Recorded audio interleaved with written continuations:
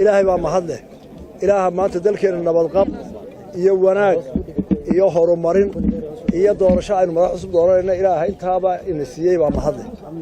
ilaahay waxaan ka rajaynaynaa inuu wanaaga inoogu dhameeyo nabadda ilaahay waxaan ka rajaynaynaa inuu qoto doorasho khayr leh oo dalka hore u maraysa oo wanaag noo horseeda aan inaba wax turxaan loo keenin ilaahay barta ka baryada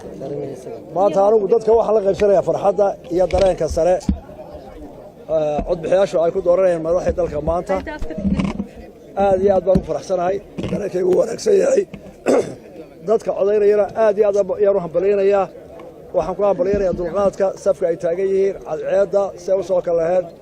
dhallinyarada shaqaynaysa waan hambaleynayaa da'da yar ciidamada qalabka sida ee kala duwan ee ilaa xuduudaha nabadda inoo xidhay ee inoo ilaalinaya goobaha aad iyo aad baan ugu mahadnaqaynaa qolada miidiyaha oo maanta aad iyo aad u aabulan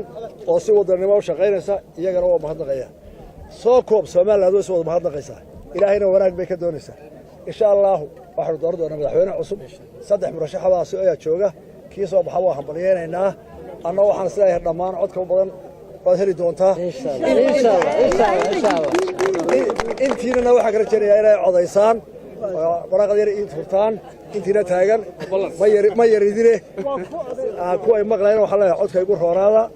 haddii alla yiraahdo dalkuna nabad buu ahaanaya warwarna ma jiro ragga sharaxana waa rag wada odayaal dalka dareynaya aan loo baqaynin aad iyo aad baa u mahadsantihiin insha Allah guul baan noo rajeynaya qaran